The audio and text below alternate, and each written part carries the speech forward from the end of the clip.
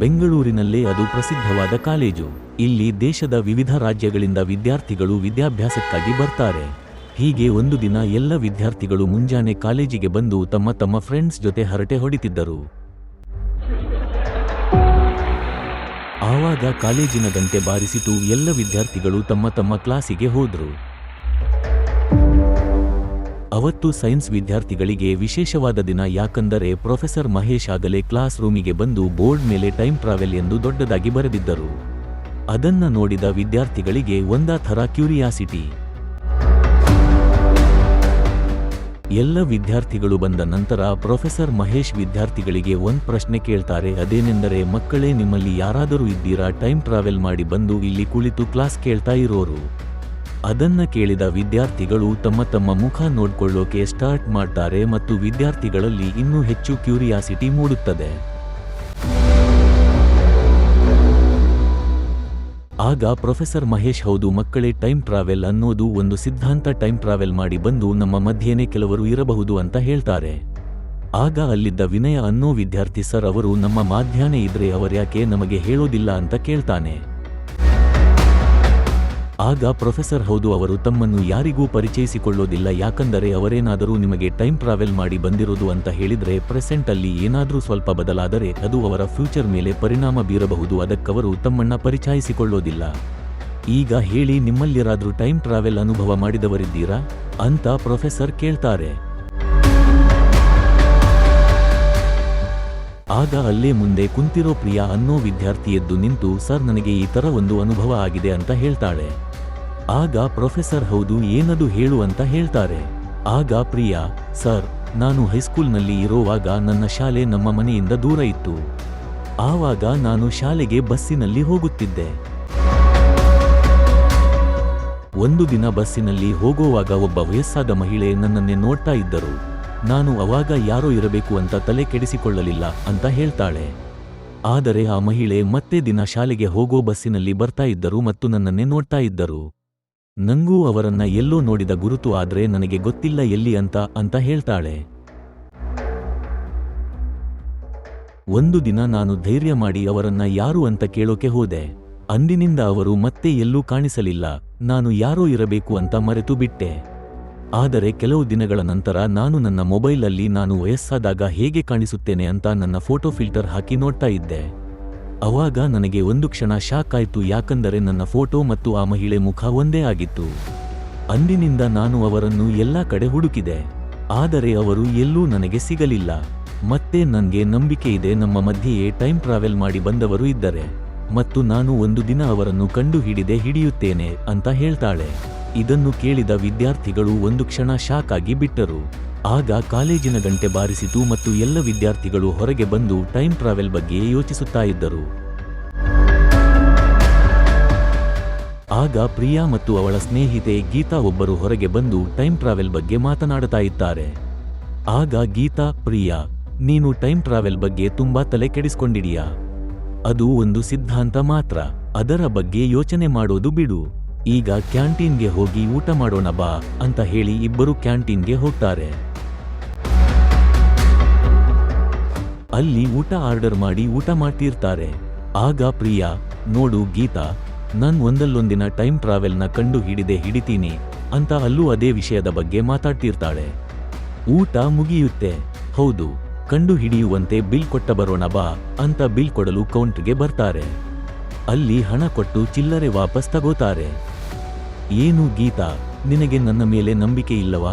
ನಾನು ಅವರನ್ನ ಕಂಡು ಹಿಡಿತೀನಿ ಅಂತ ಚಿಲ್ಲರೆ ನೋಟನ್ನ ನೋಡ್ತಾಳೆ. ಆಗ ಪ್ರಿಯಾ ಶಾಕ್ ಆಗಿ, ನಾನು ಅವನನ್ನ ಕಂಡು ಹಿಡಿದೆ ಅಂತ ಜೋರಾಗಿ ಕಿರಿಚೋಕೆ ಸ್ಟಾರ್ಟ್ ಮಾಡ್ತಾಳೆ. ಆಗ ಗೀತಾ, ಏನಾಯಿತು? ಪ್ರಿಯಾ ಏನನ್ನು ಕಂಡು ಹಿಡಿದೆ? ಆ ನೋಟಿನಲ್ಲಿ ಏನಿದೆ ಅಂತಹದ್ದು ತೋರಿಸು ಅಂತ ಗೀತಾ ಕೇಳುತ್ತಾಳೆ. ಈ ಕಡೆ ಒಂದು ಸ್ಟ್ರೀಟ್ನಲ್ಲಿ ಒಬ್ಬ ವ್ಯಕ್ತಿ ಪ್ರಜ್ಞೆ ತಪ್ಪಿ ಬಿದ್ದಿರ್ತಾನೆ. ಎಲ್ಲರೂ ಅವನನ್ನು ನೋಡಿ ಕುಡಿದಿರಬೇಕು ಅಂತ ಅಂದುಕೊಂಡಿದ್ದಾರೆ. ಅವನಿಗೆ ಒಮ್ಮೆಲೆ ಎಚ್ಚರ ಆಗುತ್ತೆ. ಮತ್ತೆ ಎಲ್ಲ ಕಡೆ ಏನೋ ವಿಚಿತ್ರ ಅನ್ನೋ ತರ ನೋಡ್ತಾ ಇರ್ತಾನೆ. ಮತ್ತು ಸಡನ್ ಆಗಿ ಏನೋ ನೆನ್ಪಿಸಿಕೊಂಡು, ಸರ್, ನಾನು ಟೈಮ್ ಟ್ರಾವೆಲ್ ಮಾಡಿ ಬಂದಿದ್ದೇನೆ. ನಮ್ಮ ಫ್ಯೂಚರ್ ಅಲ್ಲಿ ದೊಡ್ಡ ಪ್ರಾಬ್ಲಮ್ ಬರಲಿದೆ, ಅದನ್ನ ನಾವು ತಡಿಬೇಕು ಅಂತ ಅಲ್ಲಿದ್ದವರಿಗೆ ಕೇಳ್ತಾನೆ. ಆಗ ಅಲ್ಲಿರೋರು ಅವನನ್ನ ನಂಬದೆ ಯಾರೋ ಹುಚ್ಚ ಇರಬೇಕು ಅಂತ ಅನ್ಕೋತಾರೆ. ಮತ್ತೆ ಅವನು ಅಲ್ಲಿರೋ ಜನಗಳ ಹತ್ರ ಕನ್ವಿನ್ಸ್ ಮಾಡ್ತಾನೆ. ಆದ್ರೆ ಯಾರೂ ಅವನನ್ನ ನಂಬೋದಿಲ್ಲ. ಅದಕ್ಕೆ ಅವನು ನಾನು ಬೇರೆ ಕಡೆ ಹೋಗಿ ಯಾರಾದ್ರೂ ಸಹಾಯ ಮಾಡ್ಬೋದು ಅಂತ ಬಸ್ ಹತ್ತಿ ಟಿಕೆಟ್ ತಗೊಂಡು ಹೋಗುತ್ತಾನೆ. ಮತ್ತೆ ಅಲ್ಲಿ ಕೂಡ ಅವನನ್ನು ಯಾರೂ ನಂಬೋದಿಲ್ಲ. ಅಲ್ಲಿದ್ದ ಒಬ್ಬ ವ್ಯಕ್ತಿ ಬಂದು, ಯಾರಪ್ಪ ನೀನು ಹೀಗ್ಯಾಕೆ ಹುಚ್ಚಂತರ ಮಾಡ್ತಾ ಇದ್ದೀಯಂತ ಕೇಳ್ತಾರೆ. ಸರ್, ನನ್ನ ನಂಬಿ ನಾನು ಟೈಮ್ ಟ್ರಾವೆಲ್ ಮಾಡಿ ಬಂದಿದ್ದೇನೆ ಅಂತ ಹೇಳ್ತಾನೆ. ಓಕೆ, ನೀನ್ ಟೈಮ್ ಟ್ರಾವೆಲ್ ಮಾಡಿ ಬಂದಿದೀಯಾ? ನಿನ್ನ ಹತ್ರ ಏನ್ ಪ್ರೂಫ್ ಇದೆ ತೋರಿಸು. ಎಲ್ಲಿವರೆಗೆ ನಿನ್ ಪ್ರೂಫ್ ತೋರಿಸೋದಿಲ್ಲವೋ ಅಲ್ಲಿವರೆಗೆ ನಿನ್ನ ಯಾರೂ ನಂಬುವುದಿಲ್ಲ ಅಂತ ಆ ವ್ಯಕ್ತಿ ಹೇಳ್ತಾನೆ. ಆಗ ಇವನು ಸ್ವಲ್ಪ ಯೋಚಿಸಿ, ನನ್ನ ಹತ್ರ ಒಂದು ಪ್ರೂಫ್ ಇದೆ, ನಾನು ಅದನ್ನ ತರ್ತೀನಿ ಅಂತ ವಾಪಸ್ ಹೋಗ್ತಾನೆ. ಅಲ್ಲಿಂದ ಅವನು ವಾಪಸ್ ಬಸ್ ಸ್ಟಾಂಡ್ಗೆ ಹೋಗುತ್ತಾನೆ. ಅಲ್ಲಿ ಕಂಡಕ್ಟರ್ ಹತ್ರ ಹೋಗಿ, ಸರ್, ನಾನು ನಿಮಗೆ ಸ್ವಲ್ಪ ಸಮಯದ ಹಿಂದೆ ಒಂದು ನೋಟನ್ನು ಕೊಟ್ಟಿದ್ದೆ, ಅದನ್ನು ದಯವಿಟ್ಟು ನನಗೆ ಕೊಡಿ ಅಂತ ಕೇಳುತ್ತಾನೆ. ಆದರೆ ಕಂಡಕ್ಟರ್ ಅದನ್ನು ಯಾರಿಗೋ ಕೊಟ್ಟು ಬಿಟ್ಟಿರುತ್ತಾರೆ.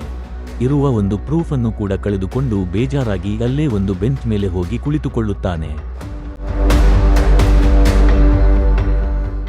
ಈ ಕಡೆ ಆ ನೋಟನ್ನ ನೋಡಿ ಶಾಕ್ ಆದ ಪ್ರಿಯಾ ಮತ್ತೆ ಕೌಂಟರ್ ಹತ್ರ ಬಂದು, ಸರ್, ನಿಮಗೆ ಈ ನೋಟನ್ನು ಯಾರು ಕೊಟ್ಟಿದ್ದಾರೆ ಅಂತ ಕೇಳ್ತಾಳೆ. ಆಗ ಮೇಡಮ್, ದಿನಾಲೂ ನೂರಾರು ಜನ ಬರ್ತಾರೆ, ಯಾರಂತ ಹೆಂಗೆ ಹೇಳೋದು ಅಂತ ಕೌಂಟರ್ನವನು ಹೇಳ್ತಾನೆ. ಪ್ರಿಯಾ ಅವರಿಗೆ ರಿಕ್ವೆಸ್ಟ್ ಮಾಡಿ ಸಿಸಿಟಿವಿ ಚೆಕ್ ಮಾಡಲು ಕೇಳ್ತಾಳೆ. ಆವಾಗ ಆ ನೋಟನ್ನು ಅವಳ ಗೆಳತಿ ಕೊಟ್ಟಿರೋದನ್ನು ನೋಡಿ ಅವಳ ಹತ್ರ ಹೋಗುತ್ತಾರೆ ಮತ್ತು ಅವಳನ್ನು ಭೇಟಿಯಾಗಿ ಈ ನೋಟ್ ಎಲ್ಲಿಂದ ಬಂತು ಅಂತ ಕೇಳ್ತಾರೆ. ಅವಳು ಸ್ವಲ್ಪ ಯೋಚಿಸಿ, ನಮ್ಮ ತಾತ ನನಗೆ ಕೊಟ್ಟರು ಅಂತ ಹೇಳ್ತಾಳೆ.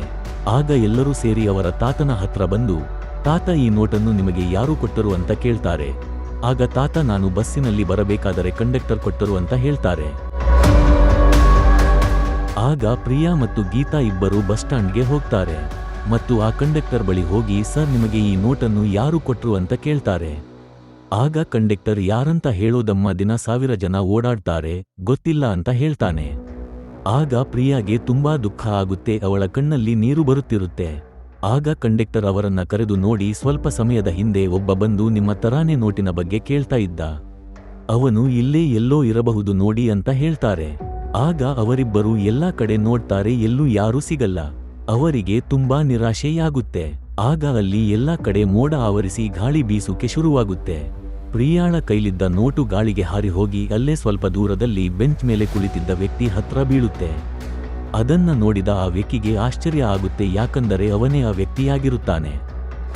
ಪ್ರಿಯಾ ಅವನ ಬಳಿ ಬಂದು, ಸರ್, ಇದು ನನ್ನ ಹಣ, ಕೊಡಿ ಅಂತ ಕೇಳ್ತಾಳೆ. ಇಲ್ಲ ಮೇಡಮ್, ಇದು ನನ್ನದು, ಇದಕ್ಕಾಗಿ ನಾನು ಹುಡುಕಾಡುತ್ತಿದ್ದೆ ಅಂತ ಹೇಳ್ತಾನೆ. ಹೀಗೆ ಸ್ವಲ್ಪ ಹೊತ್ತು ಇಬ್ಬರು ಜಗಳ ಮಾಡ್ತಾ ಇರ್ತಾರೆ. ಆಗ ಪ್ರಿಯಾ ಒಂದು ಕ್ಷಣ ಯೋಚಿಸಿ, ಅಂದ್ರೆ ಟೈಮ್ ಟ್ರಾವೆಲ್ ಮಾಡಿ ಬಂದಿರೋದು ನೀವೇನಾ? ನಾನು ನಿಮ್ಮನ್ನೇ ಹುಡುಕುತ್ತಿದ್ದೆ ಅಂತ ಕೇಳ್ತಾಳೆ. ಆಗ ಇವನು ಕೂಡ ಶಾಕ್ ಆಗಿ, ಎಲ್ಲ ಕಡೆ ನಾನು ಟೈಮ್ ಟ್ರಾವೆಲ್ ಮಾಡಿ ಬಂದಿದ್ದೇನೆ ಅಂದ್ರೆ ಯಾರು ನನ್ನನ್ನ ನಂಬಲಿಲ್ಲ, ನಿನಗೆ ಹೇಗೆ ಗೊತ್ತು ನಾನು ಟೈಮ್ ಟ್ರಾವೆಲ್ ಮಾಡಿ ಬಂದಿರೋನು ಅಂತ ಕೇಳ್ತಾನೆ.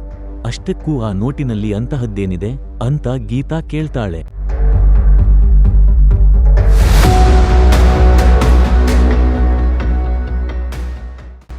ಆವಾಗ ಅದರಲ್ಲಿರುವ ಡೇಟ್ ಆಫ್ ಮ್ಯಾನುಫ್ಯಾಕ್ಚರಿಂಗ್ 2035 ಆಗಿರುತ್ತೆ. ಟೈಮ್ ಟ್ರಾವೆಲರ್ನನ್ನು ಕೊನೆಗೂ ಕಂಡು ಹಿಡಿದೆ ಅಂತ ಹೇಳಿ ಪ್ರಿಯಾಗೆ ತುಂಬಾ ಖುಷಿಯಾಗುತ್ತದೆ. ಆವಾಗ ಆ ವ್ಯಕ್ತಿ, ಹೌದು, ಈ ನೋಟು ನನ್ನದು, ನಾನು ಟೈಮ್ ಟ್ರಾವೆಲ್ ಮಾಡಿ ಬರುವ ಮುಂಚೆ ಅದು ನನ್ನ ಜೇಬಿನಲ್ಲಿತ್ತು, ಅದನ್ನು ತಂದಿರುವುದು ಒಳ್ಳೆಯದೇ ಆಯಿತು ಅಂತ ಹೇಳುತ್ತಾನೆ. ಒಂದು ವೇಳೆ ಆ ನೋಟನ್ನು ತಂದಿಲ್ಲ ಅಂದರೆ ಯಾರು ನನ್ನನ್ನು ನಂಬುತ್ತಿರಲಿಲ್ಲ, ಆಗುವುದೆಲ್ಲ ಒಳ್ಳೆಯದಕ್ಕೆ ಅಂತ ಹೇಳುತ್ತಾನೆ. ಆವಾಗ ಆ ವ್ಯಕ್ತಿ, ನಾವು ಮಾಡಬೇಕಾದ ಕೆಲಸ ತುಂಬಾ ಇವೆ, ನಮಗೆ ಸಮಯವಿಲ್ಲ, ನಾವು ಅವರನ್ನು ತಡೆಯಬೇಕು, ಇಲ್ಲವಾದರೆ ಈ ಭೂಮಿಯೇ ನಾಶವಾಗುತ್ತೆ ಅಂತ ಹೇಳ್ತಾನೆ. ಮತ್ತು ನನ್ನ ಹತ್ರ ಇನ್ನೂ ಒಂದು ನೋಟು ಇತ್ತು, ಅದು ಅವರ ಕೈಗೆ ತಲುಪೋ ಮುಂಚೆ ನಾವು ಅದನ್ನು ಹುಡುಕಬೇಕು, ದಯವಿಟ್ಟು ನಿಮಗೆ ಆ ನೋಟು ಸಿಕ್ಕರೆ ನಮಗೆ ತಿಳಿಸಿ ಅಂತ ಎಲ್ಲರಲ್ಲೂ ಕೇಳಿಕೊಳ್ಳುತ್ತಾನೆ.